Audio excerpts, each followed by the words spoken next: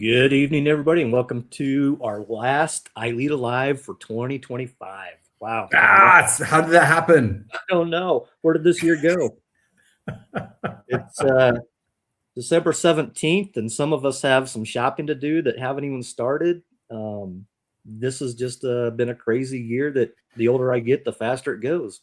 Yeah, I'm gonna fill you in on a cool little feature that most of us have on our phones, and it's this. I don't know, it's not going to be able to see it because it's going to be all bright, but it's a calendar. It's really cool.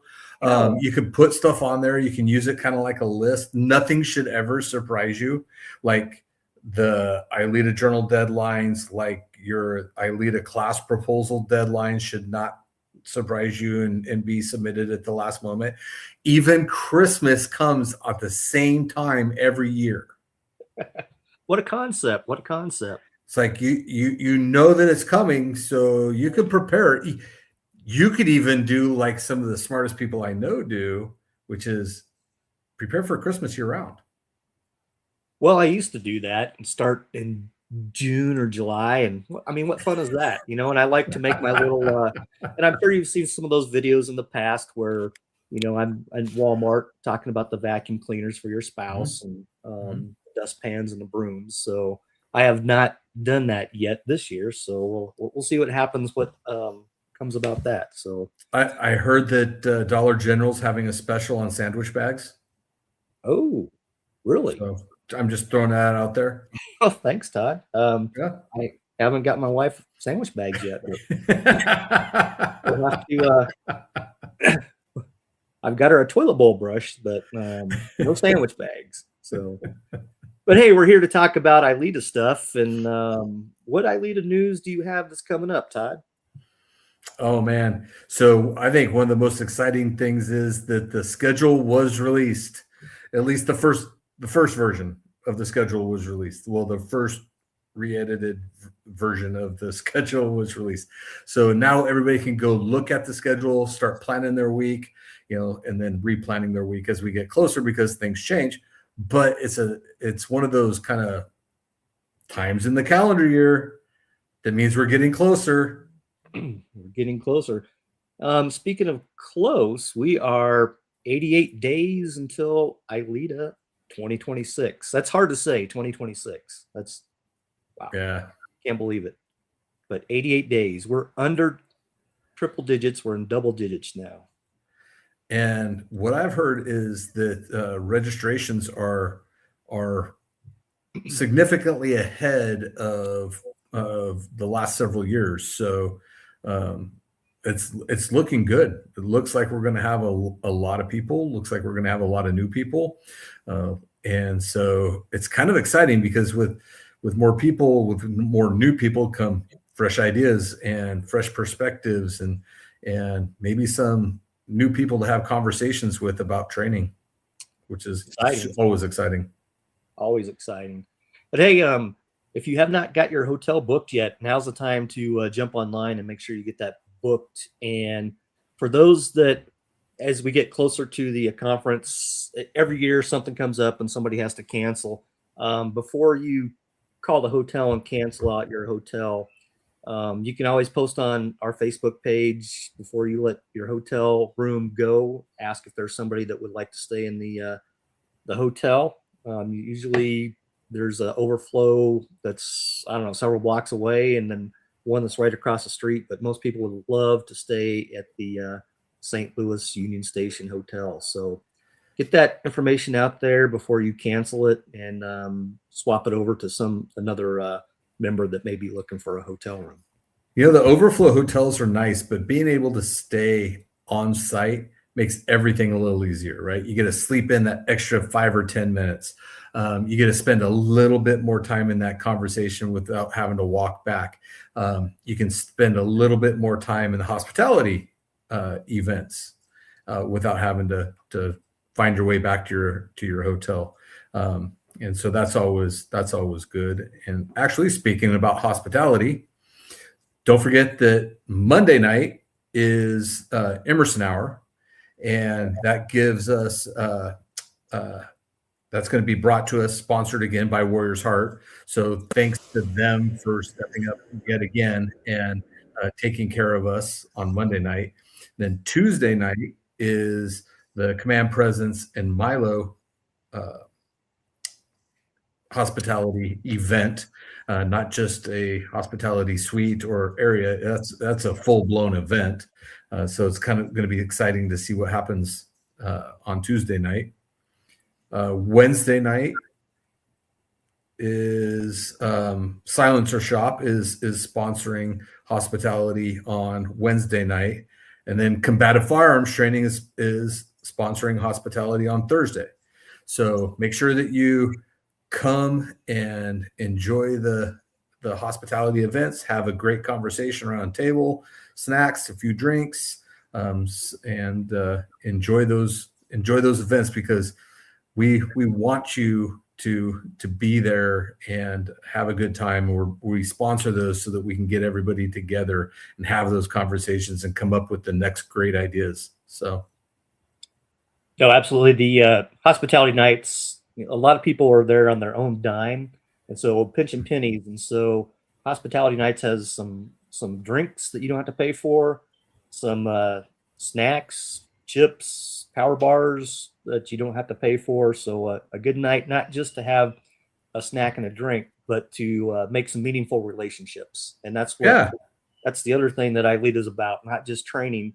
That's the biggest part of it, but making some of those meaningful relationships and maintaining those relationships. So if you're having a problem at your agency, you can always pick up the phone and call somebody and say, "Hey, I got this going on. Have you experienced this in the past? How can I rectify this situation?" And it's a great place to bounce ideas off of people, because that's what they're there for. And you can get a bunch of people in one area and around a table and start problem solving. It's phenomenal. And come drink my money. Absolutely. But what is it? Tuesday night, we're throwing bean bags around, cornhole. That's Tuesday night, right? Yeah, that's usually Tuesday night. So we'll see. Is So, that confirmed that we're doing cornhole tournament again? I believe so. I don't know if it's confirmed. It sounds like we are, but cool. Where I was going with that is I just submitted some articles that some folks have written and forwarded to me, and I submitted those to Carrie. And one of them is about cornhole, retired. What was it? Retired not? What was the T-shirt? Retired not. Yeah, what was that? Retired not. Dwayne and KD. Oh man, I feel like I was put on the spot. Now I can't come up with it. Retired not forgotten. Yeah. Oh, anyway, I'll figure it out before the end of the show. But it was a great article, so a little teaser to look forward to the next ILEETA journal, and the next one coming up will be specifically for the instructors that will be teaching at the conference, giving a little teaser about your class that you're going to be talking about at the ILEETA conference. And it looks like we got confirmation. Yes, on cornhole. Okay. So that's exciting. Super cool. All right. Well, I think it's time to, nobody came on here wanting to listen to you or me, Todd. They want to. That's true. To our guest here, and she's somewhat of a celebrity. She was on a big stage somewhere a few years ago talking. We'll talk about that, but let's bring Chelley on. Chelley. Well, hey guys, how are you? We're good. Welcome to ILEETA Live. We had you backstage there, and I see you crack a smile once or twice while me and Todd were bantering back and forth. There were so many things that I wanted to say as the two of you were bantering about. Do not pick up sandwich bags for your wife if you hope to keep that marriage. I'm like, don't know. Well, if I was, what size should I get? What size? Don't go crazy. Just the kind that you fold over. Don't go Ziploc. That's showing off. All right. Oh, well, hey, let's jump right into this. Chelley, for those that don't know who you are, tell us about yourself and how you became a member of ILEETA, and we'll we'll turn it over to you.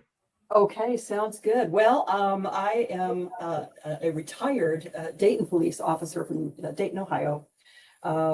Did my 25 years. The latter half of that, I was an instructor, and retired in 2014. I survived retirement, so I want you to know that you can survive retiring. Though I only lasted for about 7 years, and then they called me back as a civilian. So I'm back with the Dayton Police Department now as professional staff, working with newly hired officers for their first year on the street, kind of as their life coach, if you will. But I will say, just another plug for ILEETA, even though you have all of those awesome hospitality nights, let me tell you, I am preaching to my department right now. We have got to send our academy staff to this conference. We used to go every year. I had been, I don't know how many times, to Chicago before I moved to St. Louis. You will not find a better law enforcement conference anywhere. This is the place to be. And if there's anyone out there on the fence, I am just encouraging you, please come check it out. I'm dragging some of my new instructors this year. So those will be some of the newbies that will try it out for the very first time. But yeah, you just can't beat it. You really can't. Always love seeing some first timers there and getting to know some new people, and encourage them to put in a proposal to teach at future conferences. So I'm glad you're going to be bringing some new folks to bringing some peeps. Yep, absolutely. Yeah, for sure. So. Well, hey, so you've got kind of. Oh, I'm sorry. Go ahead. Go ahead, Brian. Go ahead. Well, I was going to ask you. You've got kind of a roundabout way in your career that how it started and where it is now is kind of occurred in a roundabout manner, and I find it fascinating because I think it's very unique. If you don't mind, share with us what your initial intentions were, what happened to land you where you are right now, playing what was the term? Den mother for yes. some of your new hires, so they don't turn into grumpy grandpas. Exactly. That is my motto. How did this happen? Okay, so we have to go back in time. I was supposed to be a band director, and specifically a marching band director in a high school. That was my ultimate goal. And I ended up getting a teaching job as a music teacher in an elementary school, which, if you know anything about ages and music, those are two completely different things. And at that time, I decided that I hated teaching. I absolutely did not want to teach. I finished that year because I signed the contract. I thought, what is one thing that is as far away from teaching as I could possibly go? And I became a police officer. And don't you know, about halfway through my career, I ended up being an instructor at the academy and absolutely loved it. But the big difference, I think, was when I was teaching music to second graders. It was a totally different environment. And I have to share probably the horror story that I share with everyone.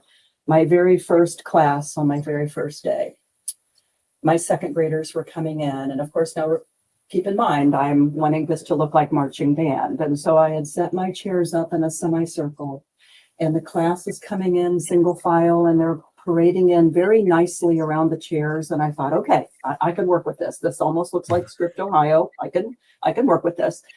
And then all of a sudden, this one redheaded kid, freckle face, breaks ranks and comes right up to me. And he looks at me and he smiles, and then he sticks out his tongue. And I thought at that moment, I don't want to be here. This is not for me. I'm not going to do it. So when I ended up back in the police department and then teaching at the academy, of course, there was that little voice in my head like, oh boy, what do adults do if they don't like you? I'm almost afraid to see what will happen in the classroom. I realized that adults actually can control themselves a little bit better. Not 100% better, but a little bit better. So I ended up being actually the fitness instructor for our academy for a number of years, really only because I was the one member of the staff that didn't limp most days. So that's how I got that job. Everyone else was, shuffling around. So I became a marathon runner and basically got myself in shape so that I could do the job. I will say, there was a learning curve for me in teaching adults that helped me get over that fear, if you will, of teaching. And part of that was when I first came to the academy, it seemed as though everyone needed to have like a persona. And my buddies, my fellow teachers, thought it would be fun to nickname me the devil. And so your job, Chelley, is to go out and run people into the ground and do this, and that's who you're going to be. And so I'm thinking, okay, well, I need to really work myself and make sure that I can outrun every 20-year-old super duper muscle bound guy. So I put this undue pressure on myself to make sure that I could meet that criteria. And one event that we do at the beginning of our academy is called the Bell Run, which I inherited from the previous PT instructor.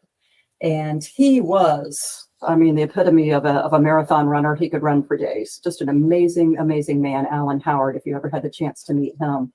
And so he established this exercise called the Bell Run, taken after the Navy SEALs, where we would, in the very first week, before they really knew each other, we would take them out on a mile-long loop, and they would have to run in total silence and by themselves and keep running until they couldn't run anymore. And when they finally reached their exhaustion point, they would have to ring a bell and shoot off an air horn.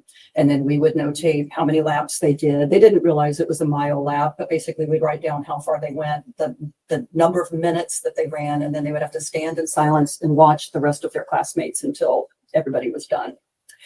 And the way that this event worked originally with Alan was he would run with them the entire time, which I then did. And if I could lap the very first or lap the entire class on that mile loop, then the event would be done. So every academy class, I'm training like the Dickens to be able to fulfill this obligation that I had. And it was so stressful. And a number of years went by.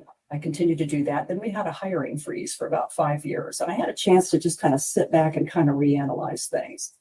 And I got to thinking that my priorities were messed up on that entire event because I was making that entire exercise about me and how well I was going to be able to do, and can I run them into the ground, and can I be the double that they're going to have to listen to and fear.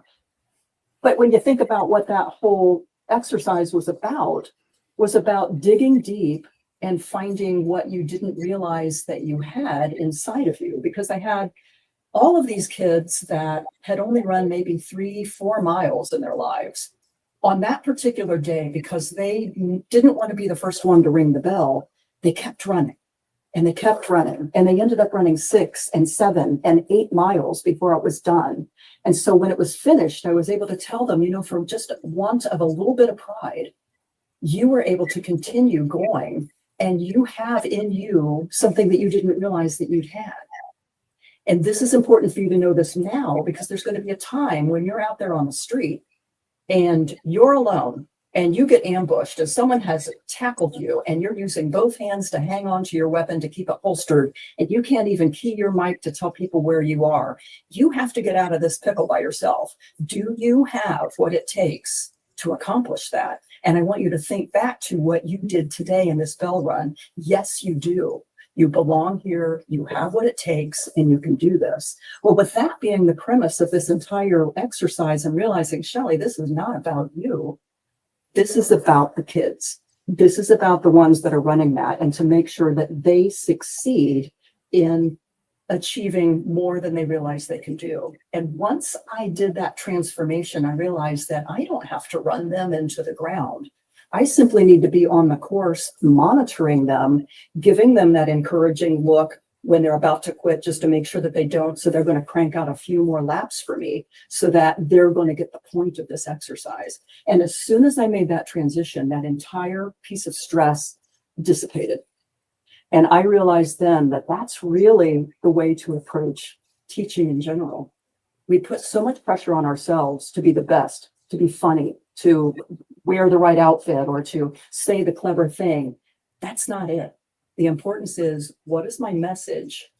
Make it part of me, but then when I deliver it, it's no longer about me. Now I'm delivering something to you, and it's about the lesson, and it's about the audience.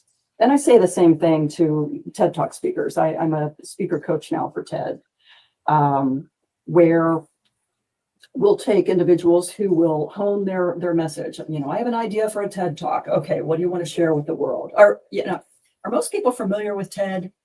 You guys both know what TED is. Yeah. You've heard of it. I think most of ILEETA is. I hope so, because I run into people who say, who's Ted? And then I realize, never mind, I'm not even going to continue the story. So as long as you're okay, my father was one of those people. Who's Ted?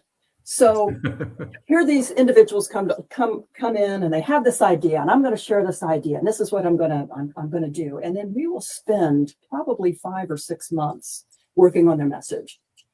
And I often say that the TED speaker gets more out of their talk than anyone else who listens to it, because it's a soul-searching, life-altering experience to put together a TED Talk. First of all, we limit you, similar to Emerson Hour, where you have to condense it. You have all these ideas, and you have to bring it down into 8 minutes, I believe. Is that what Emerson is, 8 minutes? 9 minutes, I think it was something like that. It was years ago that I did Emerson, but yes, but having TED Talk, what is the most important thing that you want to share? Even though all this other stuff is important too, we have to whittle that away until all you have is the tip of the spear. And then how are you going to deliver that? And by the time a speaker gets that all honed and ready to go, then they all of a sudden suffer from that stage fright. There's those nerves kicking in. Oh my gosh, I have to go out and do this. It's not about you anymore. You created something. But what you're going to do is deliver it to the audience. So it's no longer about you. It's now about this message and how you're going to deliver it. And you're basically serving the message.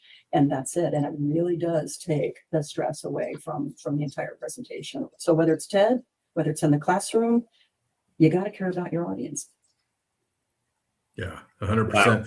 I think that's key to being successful as an instructor, as a trainer, as a mentor, and as a coach. Caring about the people that you serve. And I think that's a great point. Oh, absolutely. I watched your TED Talk earlier today before our live chat today. And one of the things that I was going to ask you, but Todd stole my thunder. One of the things that you said in there was we were something else before we were police officers. And that struck me, because we all were. And sometimes I think we forget to reflect on what were we, who were we before we were law enforcement? What made us tick back then, and what made us decide to take this path of being a law enforcement officer? And I think that's a good question to reflect on. We were something else before we were police officers. Yes. That's actually one of the things that now, as a coach for new officers, that I want to make sure that they hang on to. I used to play the guitar. I used to do woodworking. I used to work on cars. Why are you not still doing that? Which is a huge part. I'm all about mental health, mental wellness. And really one of the reasons that I came back was because this particular job that I have now gives me the opportunity to work on the balance of surviving this job, maintaining our sanity, and still being able to serve with enthusiasm that we had on day one, and to make sure that we don't lose that. Part of that is hanging on to who we were before we came here, because that's who we're probably going to be when we're done. Are you going to pick up that woodworking tool or that guitar or whatever when you're finished? So continue to do it as you are doing law enforcement now. We can't be one-dimensional, and there's a tendency to do that, especially if you're working the midnight shift. You don't see anyone but cops. It's so easy to fall into that trick bag that, well, this is what I am now, and I had to give all that other stuff up. No, you need to hang on to who you are and the people that you knew prior to law enforcement. How many people are you hanging out with that have nothing to do with law enforcement? Hang on to those people. And if you haven't reached out in a while, do it now, because those are the people who are going to keep you sane. So, yeah, that's one of the things that I will harp on. I don't know if I've mentioned, I bring everyone in every 6 weeks after they graduate from the academy. They come in to see me for just a session. We don't call it therapy, but it is kind of.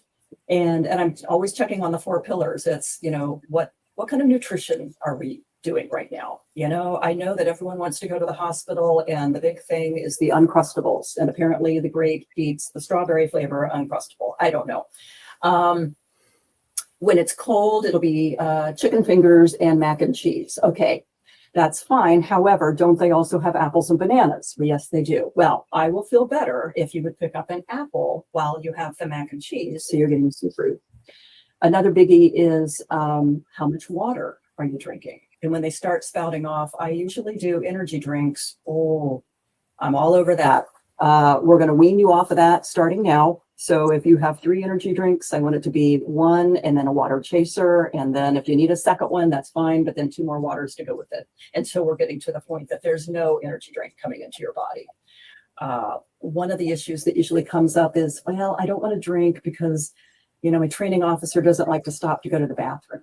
Well, here's what you do. You buy a water for your training officer who is probably also dehydrated, and you're both going to drink water and you're both going to pee, but you got to do it. You're not going to go 10 hours not drinking anything because you don't want to inconvenience your training officer. That's not how the body works. Of course, I talk about exercise. Being the PT person, I want to make sure, are you moving your body? When are you doing this? And for a lot of them, they came from the academy where we had built-in PT time. Now, all of a sudden, they're working midnights and they're trying to figure, how am I going to do this? I got childcare issues. I have work during the day. I never get to sleep. Where are you going to fit it in? It doesn't have to be 3 hours at the gym. It can be a 20-minute workout before a roll call that you're picking up some weights, putting them down, and then you're set, ready to go. And then you hit roll call and you hit the street. If you're working the early shift, chances are you're going to work out after your shift is over so that you don't lose an hour's sleep because you had to get in early to the gym. On the flip side, if you're working the midnight shift, you don't want to put your workout at the end because you're not going to do it. So come in a half hour early, pick up heavy things, put them down, and then go to work. So again, it's just how do we adjust with what your life looks like now? And then how do we put these things into place? But they all have to be there. And they know when they come in to see me, I could tell with a sheepish grin, like, yeah, I'm not really drinking water. Or, well, I meant to go to the gym, but I haven't been. It's this bit of accountability that keeps them on track, hopefully for that first year, that they can establish a habit and make it good. So, but in addition to that, other things that I do with them is I'm measuring their compassion fatigue. And this is something that obviously we are in the helping profession and we are out there. We think that we're going to make a huge difference and change the world. And I'll even tell them this on the last day of the academy. I'll say, right now you think that you're going to be able to do this and it's going to make all the difference. And then you're going to find out that that's not really accurate. And that's going to be disappointing. But then what you decide to do with that is going to be up to you. You need to make sure that you're still trying, that you're still making that small difference for those individuals. You're not going to change the world, but you can change life for one person, and to hang on to that. But I realize, and what I've been measuring is the burnout rate that is coming. And so I'm measuring 3 things. There's an instrument that I use called the Pro Call, and I'll talk about this when I do my workshop at ILEETA. But we're basically looking at job satisfaction, your burnout rate, as well as the secondary traumatic stress that you're experiencing, because every day you're showing up at someone's worst day and you get about 10 or 11 of those in a shift. That's a lot of heavy stuff. And we might not realize we're picking it up, but we do. And so this tool, every 6 weeks, then I can check and see, okay, job satisfaction is high, burnout is low. But if I start to see it doing this, we need to make some changes. And a lot of times I'll be able to look at, well, how much overtime are you signing up for? Oh, well, I usually on my 3 days off, 2 of those days I do overtime. Okay. When you started doing that, your burnout rate also went up. So maybe we need to budget a little bit better, take one of those overtime days back and make that a day off because your body's going to need this. So let's just monitor what's happening. So that's another thing that I'm keeping track of. So I'm bantering. Are there questions? I'm sorry. I'm just going on and on here. I'll get information. I'm loving this. I think it takes a very holistic approach to health and wellness. It's not just working out. It's not the only the mental health side of it. It's the social side of it. It's the financial side of it. It's the nutritional side of it. It's a very holistic approach to it. And I think it's fascinating is what you're doing now. Did it lead you towards working on your master's in the clinical counseling, or did that come first and then this like chicken or the egg thing? What led you down the path to That, working yes. on your master's? So actually, we back up when I was teaching, I actually got my master's in school counseling back in the 80s. And one of the reasons that I was sold on becoming a police officer, and someone told me that cops are really just guidance counselors that make house calls. So that was kind of the one thing that brought me into law enforcement. Never did anything with it. Then when I came back and started working with our individuals, the department at the time was looking into having mandatory mental wellness checks. And they were searching for, who specializes in first responders. Well, it's a very, very limited group of people out there that know anything about the cop culture. And I thought, this is ridiculous. Let me just see how difficult it would be for me to go back, get a second master's in clinical counseling so that I could pick this up while I was doing this job. I felt like I'm doing it anyway. Let's just get the credential to go with it. Unfortunately, I contacted my alma mater and they said, 6 classes, you can get that second master's, no big deal. I'm like, okay, great. I sign up, I pay my money, and then they tell me, oh, no, it's been 35 years. You have to start over again. So, so it's been 3 years now that I've been in school, but I do start my internship in January. So I'm very, very close. But what's interesting is I've been able to utilize, the skills that I'm learning in the classroom. It's just, I think, and I've probably witnessed this from a couple of different points.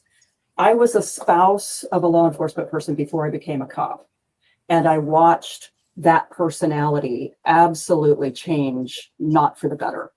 And then I became a police officer, and when working the street, I could feel the tension in my body changing, not for the better.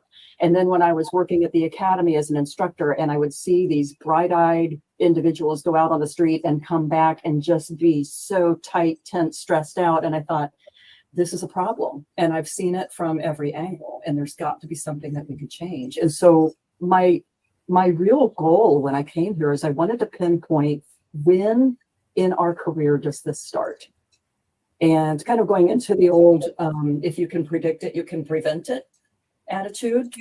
I really believed that for a short amount of time until I realized that it's impossible to prevent. We can mitigate, we can soften the landing, but there still has to be this aspect where we are feeling really good about the world, we get disappointed, but then we need to bring ourselves back up. And so that's kind of what I'm working on, is this whole lifting you back up after you fall, and don't let you fall too far.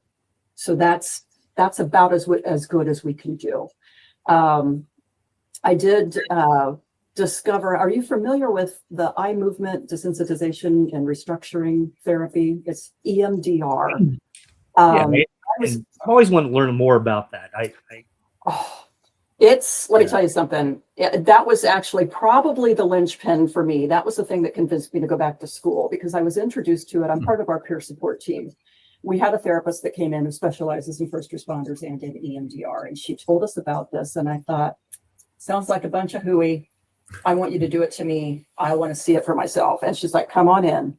And in one session, I was a believer. And that was it. I thought, you know what? I'm going back to school and I'm getting certified in this because I believe in this so much.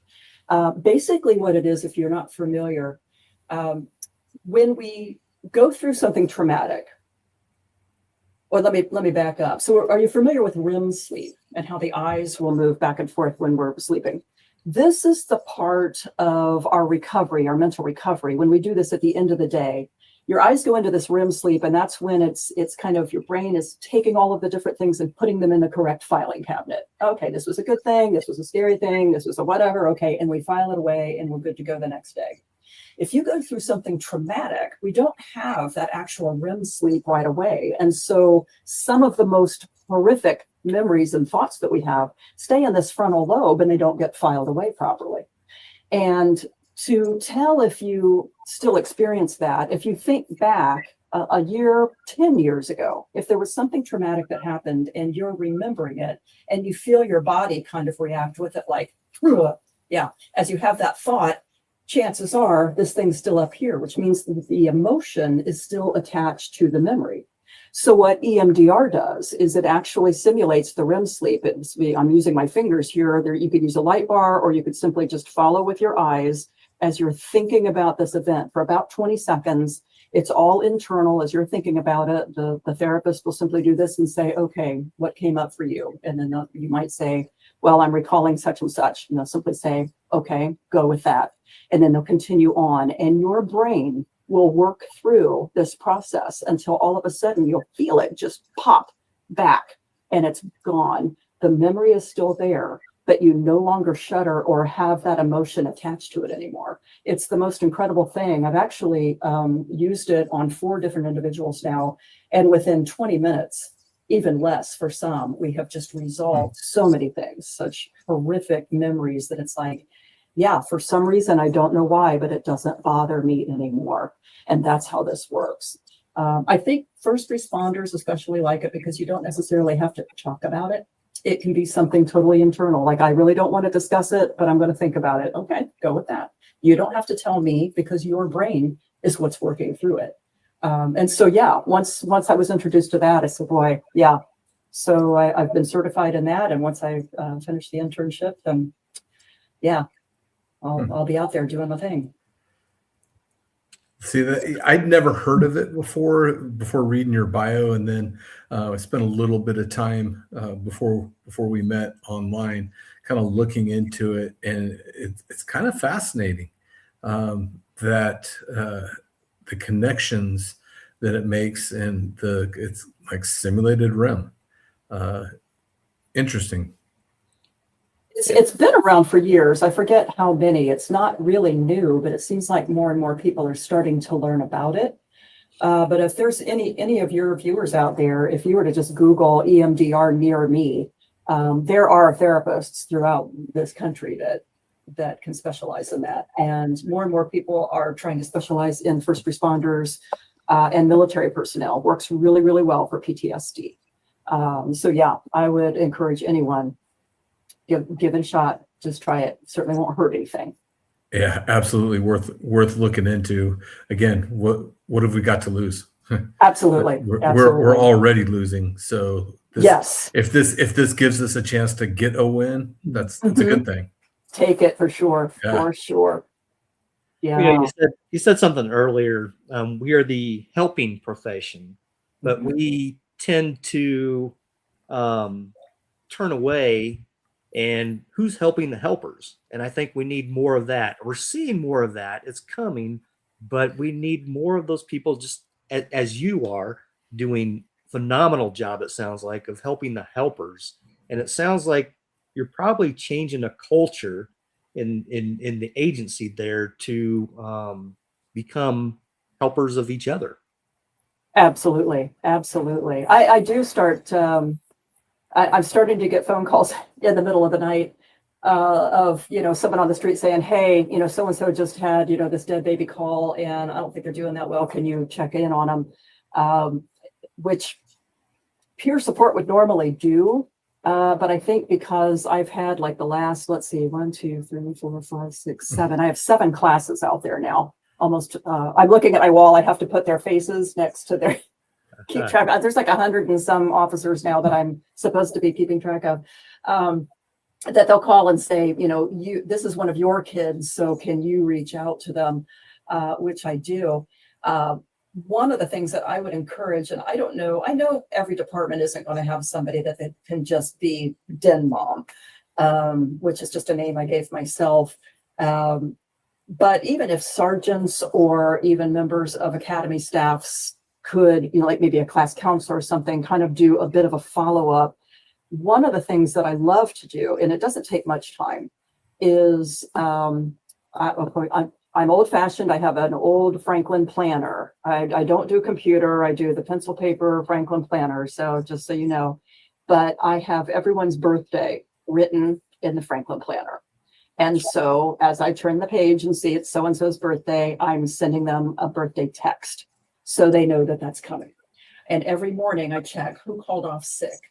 And then I'll check on them. I see you called off sick. How you feeling? And then there'll usually be this, talk of, what kind of drugs you're taking. Did you get Zicam? Did you do da-da-da? Make sure you're getting plenty of rest and water, still being the den mother, so that they know that I'm still seeing them, that they're not invisible, that someone cares, that somebody's there. What's interesting is I've started utilizing a new assessment just in this past year, and I don't have a lot of data yet, but it's measuring where our stress is coming from. And when I first started this, I thought that I would see personality types that would relate to stress differently. So another thing that I do is I assess their Myers-Briggs personality type. That's another one of my tricks in the bag there. So I type them, I know what all their personalities are.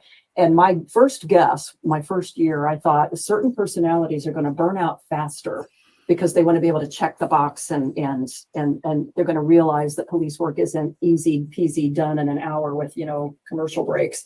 It's not going to look like that. You're going to have to go back time and time again. It's never going to resolve, and that's going to burn them out.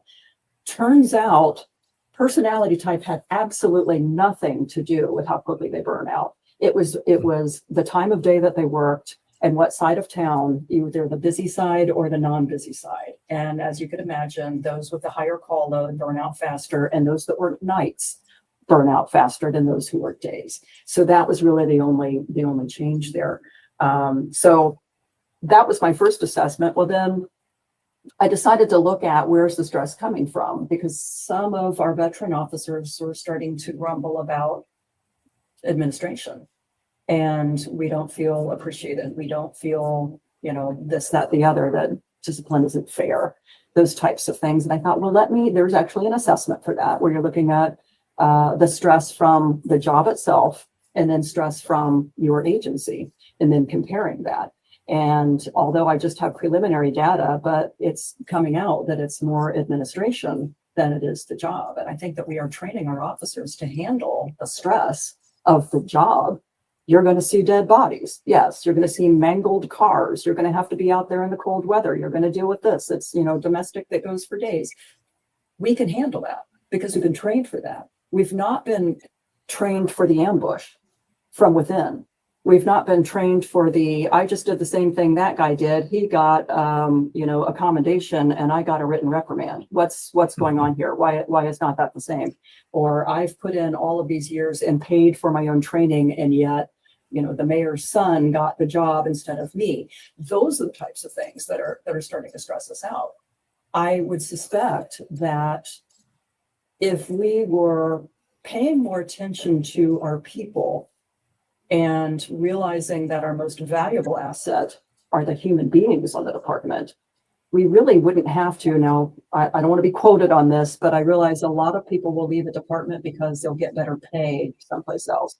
Our department is no different. We lose people all the time because our contract was in negotiations forever, or we didn't have money, and everyone was leaving. But I think the paycheck is right now the only way that we're saying we appreciate you. Can we find another way to say we appreciate you in addition to the paycheck? And I think if we can do that, we would realize that the paycheck isn't really the end all to be all, that we can tolerate a little bit lower pay, but I know that chief has my back.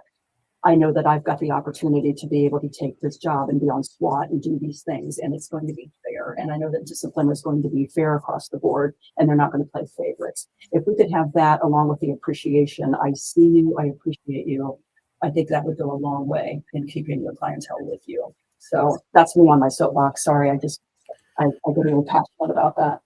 No, yeah, as you should, because I think that a lot of us that have been around for more than about 2 minutes have had those experiences, right? At least at some point in our career. I think that if we're all honest, there are some amazing leaders that we've worked for, that people that we've worked with, but if you're in this job long enough, there are also some people in command positions that they are the source of stress.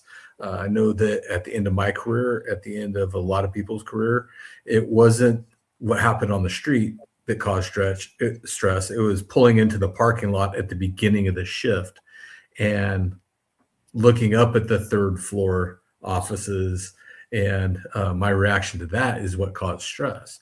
And that's true in a lot of us. And if we're afraid to acknowledge that, if we're afraid to talk about it, and as trainers, if we're afraid to help our people negotiate that, it's going to continue on.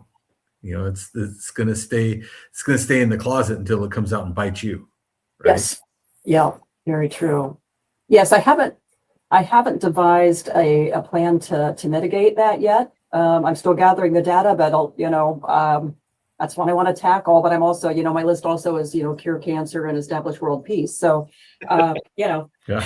let's do it. Let's figure it out. Knowledge is power. So I'm just gathering data now, but then we're going to figure out how to make this work.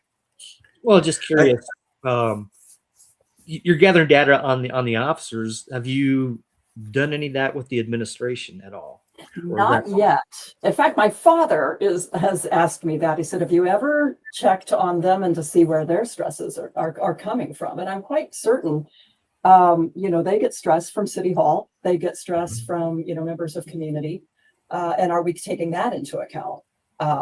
I've worked for some really great chiefs. I've worked for some supervisors who have a tendency to do the cards close to the chest kind of a thing, where like, I can't tell you what's going on, but I'll tell you that, this is right or this is wrong. And what I've realized is the ones that play the cards close to the chest are afraid that you'll see the hand and be able to judge them and to realize that they're making bad decisions. And I really think that putting all of the cards out on the table and to have open dialogue and open communication would go a long way.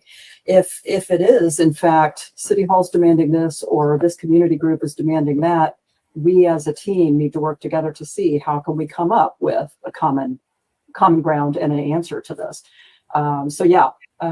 More communication for sure. And that is one of the big complaints that I hear is no one will tell us anything. We don't know what's going on. Yeah. And what's unfortunate is that it's not just Dayton. It's not just Bend, Oregon Police Department. It's not just, Fort Worth PD or Tarrant County. It's a universal thing. I see it on the West Coast. I see it on the East Coast. I see it in the northern latitudes. I see it in the southern states. And I don't know if it's an epidemic, but I do know that it's endemic to our profession. And it's unfortunate because it doesn't seem like it needs to be that way. But it's universal. Yes, absolutely. In fact, it was really more of the national trend that I noticed first, and then decided when I found that instrument and thought, let's just see how we compare to the national trend. And sure enough, it's here as well. But yeah, you're absolutely right. This is a nationwide issue, and I don't know international, but for sure national. And I don't know if that's something that ILEETA maybe could have a part to, maybe a brainstorming session or something. As you say, I mean, we're putting all of the great minds together in St. Louis in March. I don't know how. Maybe we just have a night of beer and or wine in my case, and we will just hammer this out and come up with some solutions. I think that's a great start, and I also think that might be a phenomenal opportunity for you for 2027, maybe to submit a proposal for a panel discussion. I was just thinking the same thing, Todd. Yeah. All right then. So I do love that hotel. So But, there's phenomenal classes that go on at ILEETA, but this place right behind me back here and in the hallway, there is such phenomenal information coming, just chit chatting with each other, one-on-one, two-on-two, whatever. And people seem to solve the world's problems in these lounges and in the hallways. And so this is just another feather in the hat for ILEETA that we do amazing things outside of the classroom as well as inside the classroom. So this is a great opportunity for those that are on the fence thinking about coming to the ILEETA conference. That you got some amazing people that have a plethora of information, and pick the brains, because it's a peer organization. Nobody's better than anybody else. And that's one thing that keeps me coming back. One of the many things that keep me coming back year after year after year is you're sitting amongst powerful folks with wisdom, and the celebrities in law enforcement, and they're just sitting right next to you taking notes in class just as much as you are. Yeah, the people with the egos don't really have a tendency to come back. Yeah, yeah, you're right. They're a one and done. Yeah, yeah, absolutely. And that's the thing too. I mean, of course I taught last year, I'll be there again this year, but it's as an instructor coming in, realizing all of the information that's sitting in that room with you, and to just open up the floor for ideas. I mean, even as the instructor, you are learning so much from the students, because everyone is an expert on something. And it's amazing to get all of those brains together in one place at the same time. It's really, really something. There's a lot of law enforcement officers that are, year one becoming an instructor at some smaller agencies, to the retired officer that's spent years underneath the belt and continue to come back to, hone their skills and bring back information to the other ones. And so what I was trying to think about earlier from that article is retired, not expired. That's what it was. Retired, not expired. So there's an awesome article by Dwayne Wolf that will be in the next ILEETA journal. So that's the teaser. Make sure you pick the next ILEETA journal up. There's a lot of great articles, but if you're retired, that's a great article for you to check out. I love that. When I retired for the first time, I still can't say retired. I said I graduated. That's, to me, it's just like, that's the end of that chapter, but then what's next, and to move on to something else. But yeah, I like that. Just retired, it just means you're starting something new, and there's too much knowledge to just sit on. You got to go out and share what you learned. That's just, at least write a book, something. Well, speaking of as trainers, we should feel obligated to share what we learned, because it's kind of in our nature. Yes. Right? So. Absolutely. What books do you recommend for instructors to check out, read? There's got to be some great books. You just mentioned read book. Yeah. Well, I was thinking writing books, actually. I'm in the process. I'm in the process of writing one, actually, but I joke because I'm handwriting it, so there'll only be one copy. But it will never be a bestseller that way.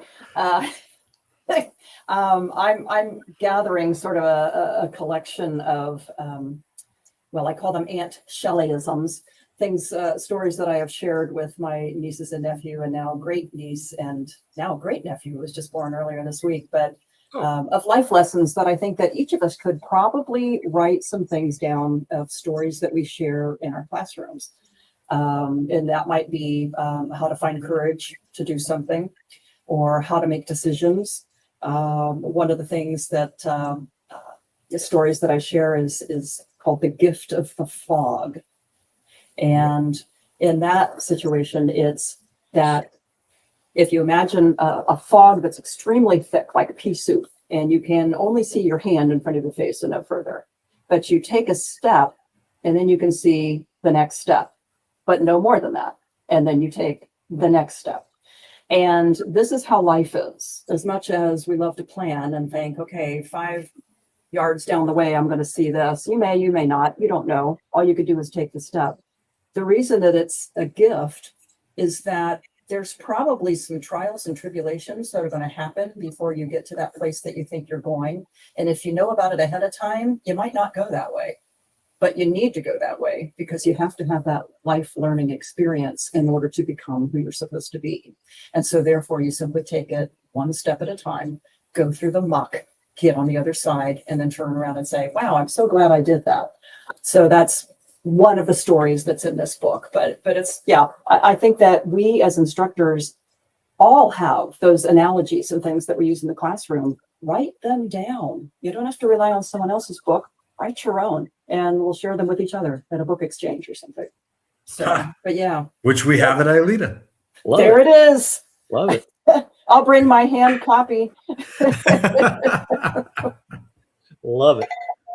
Hey, we're winding up the hour here, and we usually have a video on instructor development tips, and we don't have that video for this segment here tonight. So we're going to go round robin just to talk about some tips for you to offer. It can be a brand new instructor all the way to a veteran instructor, and we'll start because I know Chelley has had some time to think about this, and then Todd, you'll go last because I sprung this on you at last minute. So.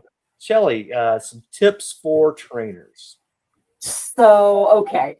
I'm going with learning as much as you can about the topic before you go into the classroom. I say this, am I allowed to give you a story with this or do I have time? Sure. Yep. No, go ahead. My grandfather was the football coach at a high school, and because he was the football coach, he also had to be a history teacher. And so he would read a chapter and then teach the chapter. And then the next night he'd read the next chapter and then he'd teach the next chapter until one day little Johnny in the back of the room raises his hand and asks a question that my grandfather hadn't read yet, which you don't want to embarrass the football coach. So what my grandfather ended up doing was telling little Johnny, that's a good question. Why don't you research that and then come back tomorrow and teach it to the class? So that was the way that answer. And then it was student-centered learning. I said, well, my grandfather invented that back in the day. Know everything you can about it. So if you're getting your lesson plan, like we are through OPATA, Ohio Peace Officer Training Academy, every lesson plan has a reference list. Read all of those so you know everything. Not that you're going to teach it all, but to be prepared to answer whatever might come your way. So you are the expert on that. And then find something that is important about the topic that you believe in, so that when you teach it, it's coming from the heart and not just from a piece of paper. Or as I say to my TED speakers, you have this two-dimensional lesson plan. You're going to breathe life into it. So it's this three-dimensional thing, and then you're going to push it out into the classroom. And that's how you teach a class. Love it. Awesome. All right. I had a different topic that I was going to talk about, but today I've been struggling through this ILEETA Live. I woke up this morning with a horrible head cold. My head is pounding. My throat is sore. So one of the things that I think I've always looked for and never found any real good solutions, but as an instructor, when you are feeling under the weather with a sore throat, what are some things that you can do to minimize that before you get up in front of the classroom? And one of my go-to things, because this has happened to me several times over my long career of teaching, is hot tea with lemon and honey. And then I was reading earlier that you can drink some honey or take a tablespoon of honey, and that helps soothe your throat quite a bit. And water, not ice cold water, room temperature water to drink and sip as you are speaking and as you are training will help your throat. So we all have to power through a lot of those times when we're struggling, we don't feel well, we're under the weather, and it won't be the first time you do it, and it won't be the last time you do it, but you're going to have to find something that works for you. And those are just some tips and tricks that have worked for me, and some lozenges also help out. So Very good. And I'm curious, I want to throw this out to everybody in the audience. You don't have to, you can respond on the text or send me an email or something. What works for you? What do you use when you're feeling under the weather to help you power through that class that you have to teach? So there's if you guys have some tips or tricks on that, I would love to hear yours, but that's my tip. Actually, the room temperature water I do regardless. That's just any time I teach, and room temperature, there you go. As a singer, you don't want to do ice water. So same thing for speakers, but I sing as well. So I know this from that realm, but you don't want to shock the vocal cords.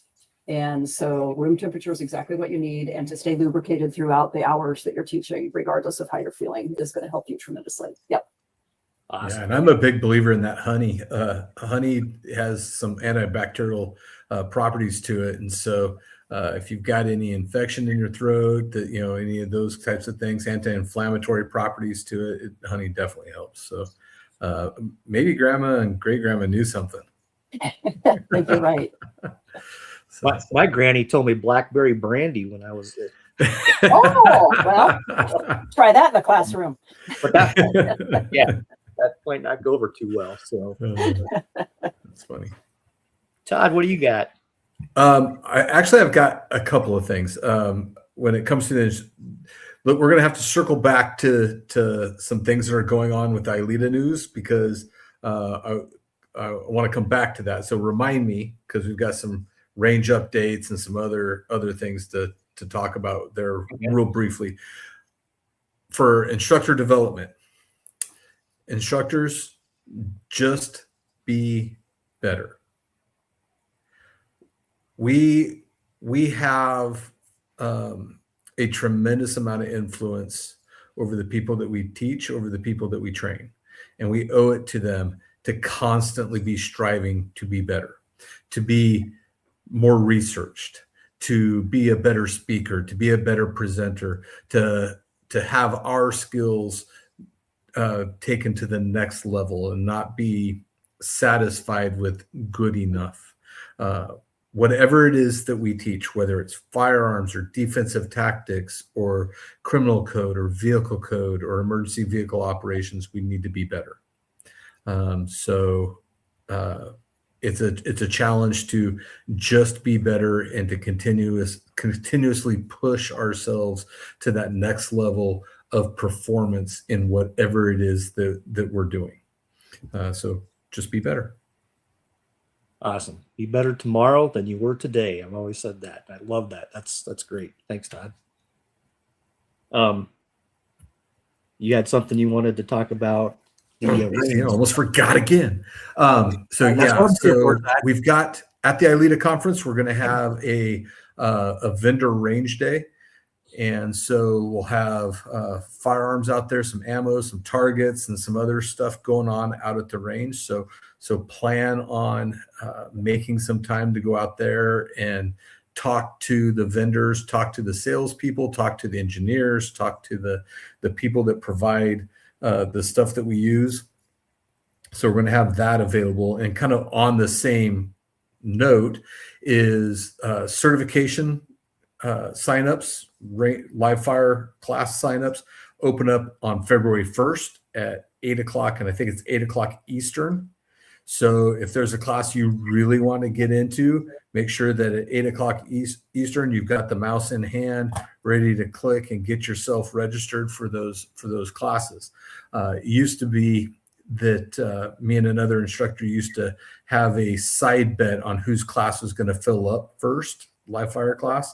And some of them fill up within 10, 15 minutes. So don't rely on, I'll get to it later this morning, because you never know which classes are going to fill up really, really fast. So February 1st is the certification class and live fire class signups. Don't forget to get that done. Don't be Brian and wait till the last minute and go, oh man, I wish I would have started my Christmas shopping in June or July. Put it on your calendar.